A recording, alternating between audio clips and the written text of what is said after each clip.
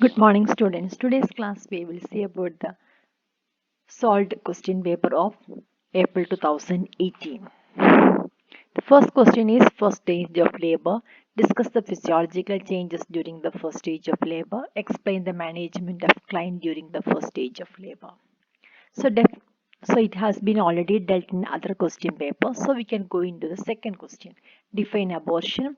Classify abortion and list the clinical features. Enumerate the management of women with threatened abortion. Abortion is defined as a process of partial or complete separation and expulsion of products of conception from the uterine cavity before the period of viability. Classify abortion and list the clinical features. It is divided into spontaneous and induced. Spontaneous again divided into threatened, inevitable, complete, incomplete, missed, and septic abortion. Induced can be divided into legal and illegal. The third question was the clinical features of may vary in each type of the abortion. In case that an abortion will bleeding per vagina, bright red in color and lower abdominal pain. In case of inevitable abortion, increased vaginal bleeding, increased pain in the lower abdominal pain, internal examination shows dilated os through which the products of conception are felt. Complete abortion, substance of abdominal pain, vaginal bleeding trace or absent, internal examination reveals uterus smaller than the period of gestation, cervical os closed and bleeding is trace. Incomplete abortion, there will be history of expulsion of mass per vagina and continuation of lower abdominal pain, persistence of vaginal bleeding. Internal examination reveals uterus smaller than the period of gestation and cervical os admitting one fingertip varying amount of bleeding.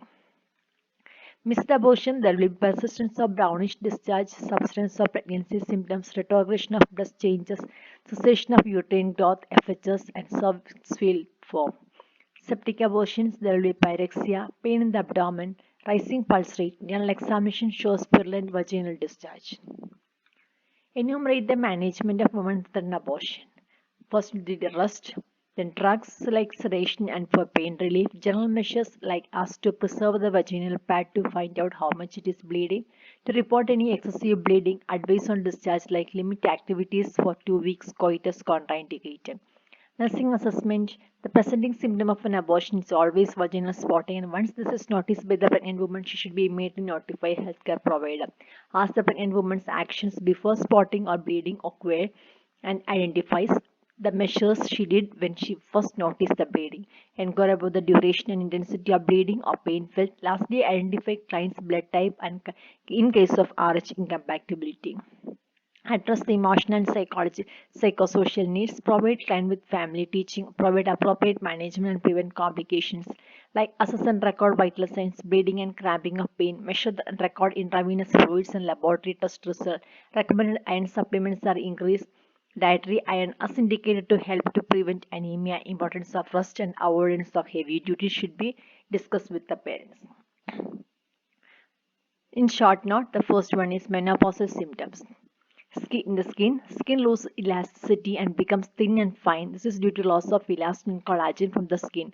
Weight increases more likely to be in the result of irregular food habit due to mood swings, and there is more deposition of fat around hips, waist, and buttocks. Hair becomes dry and coarse after menopause. There may be hair loss due to the decreased level of estrogen. Voice becomes deeper due to thickening of vocal cords. Intestine tend to sluggish, resulting in constipation. Vaginal and cervical discharge decreases in amount, later disappears completely. Hot flushes are incidents where the woman menopause gets sudden feeling of warmth and flushing that starts in the face and quickly spread all over the neck and upper body.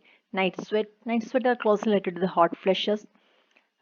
Psychological changes are mainly manifested by frequent headache, irritability, fatigue, depression, and insomnia. Feeling that woman holds her about herself and her social relationship as well as the symptoms she experiences can be defined by the culture in which she lives. The vaginal mucous membrane becomes thin, loose, irregular, and after menopause. The fourth question is venereal disease of female genital tract. The common STD sexually transmitted disease in the woman include chlamydia, genital herpes, human papilloma virus, infections, syphilis, AIDS, hepatitis B, genital warts, trichomonias, and gonorrhea.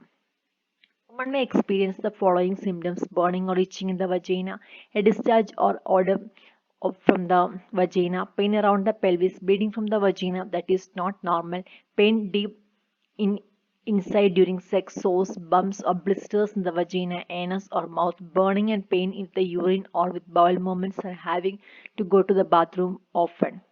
Bacteria and viruses that grow in warm, moist places in the body cause STDs.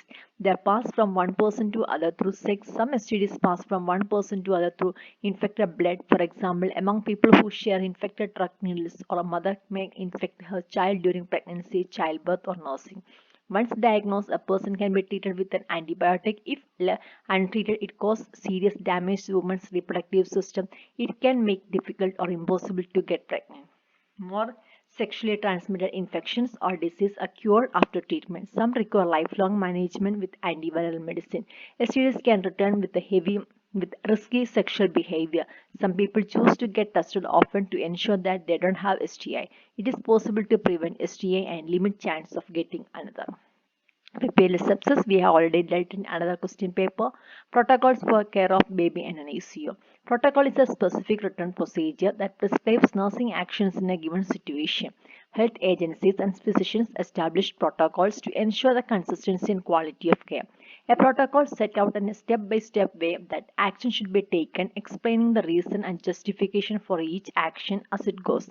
It is like a guidebook for the healthcare staff, helping them to make sure that they are taking the right action to get the best outcome and to avoid any possible problems. In an NICU, the protocol for admission of a baby to an NICU to control infection, the care of baby with including hyperbilirubinemia, when to start phototherapy or oxygen transfusion, common investigation to be done in an NICU, neonatal seizures, oxygen therapy, antibiotic policy, culture policy, hypoglycemia, neonatal sepsis, surfactant replacement therapy, hypocalcemia, management of polycythemia. However, the use of checklists and protocols clearly has been demonstrated to improve the outcomes, and their use is strongly encouraged. Checklists and protocols should be incorporated to systems as a way to help practitioners provide the best evidence-based care to their patients, and this protocol vary from one hospital to another. Seventh one is the post-maturity, in that we have to write about the definition, etiology, diagnosis, management, and complications to the mother as well as for the baby. Give reasons. The sona pellucida remains intact until implantation. Entire ovulation period embryo is covered by sona pellucida until implantation. Because of this covering, further entry of the sperm into the fertilized ovum is inhibited. And also, it acts as a protective covering in order to prevent the escape of embryo. The blastomere and maternal tissue activity changes helps the sona pellucida for transportation of fertilized ovum until it reaches the uterine cavity and implantation. Second question, the ninth question, physiological jaundice can be managed by exposure to sunlight. Sunlight helps to break down indirect bilirubin so that baby's liver can process it more easily. Place a child in sunlight for 10 minutes twice a day is often all needed to help cure mild jaundice. Initial mothergen is contraindicated in women with PIH. Hypertension, there will be vasoconstriction. Mothergen is a drug given immediately after delivery to decrease the blood loss. It acts by its vasoconstrictive effect. So, if it is given to a patient with hypertension, it may further elevate the blood pressure. Pendulous abdomen in primary gravida indicates CPD. Pendulous abdomen, especially in primary gravida, is suspicious of inlet contraction. Abdomen becomes pendulous due to shortened distance between symphysis pubis and sternum, and also there is no engagement has been taken place. Deep renal reflex assess while client receiving magnesium sulfate. When the serum magnesium level is increased, it may lead to magnesium toxicity. It affects the respiratory center and cause respiratory arrest. The early symptom of this is absence of deep renal reflexes. So deep renal reflexes are observed in women receiving magnesium sulfate therapy. So to detect the magnesium sulfate toxicity at the earliest and to stop the infusion so that respiratory depression can be avoided. Differentiate between mortality rate and near-miss mortality. Mortality rate, it is a measure of number of deaths in a particular population. The mortality rate is typically expressed in units of death per 1,000 individuals per year. It is distinct from morbidity. Near-miss mortality rate, it is an event which pregnant woman comes close to the maternal death but does not die, a near-miss. Criteria for choice of evaluating women's health and quality of obstetric care. Phoenix cephal and uterine cephal. Phoenix sublet is a soft whistling sound that synchronizes with the pulse of the fetus. It originates from the umbilical cord. This is produced by the rush of blood through the umbilical arteries. Uterine shuffle is the soft blowing sound by the stethoscope. A sound is heard most clearly in lower part of the uterus. This is produced by the rush of blood to the dilate vessels of uterus. The sound is synchronized with the maternal pulse rate. Postpartum blues and postpartum psychosis.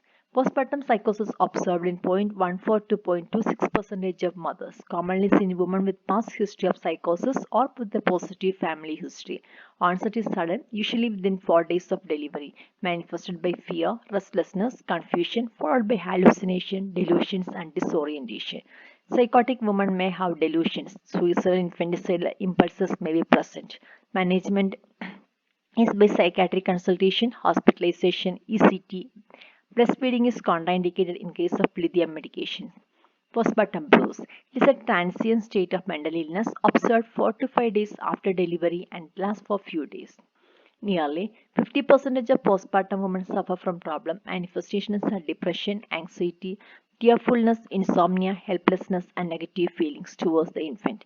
No specific or metabolic or endocrine abnormalities have been detected, but lower tryptophan level is observed. It's just altered neurotransmitter function. Treatment is by reassurance and psychological support by the family members.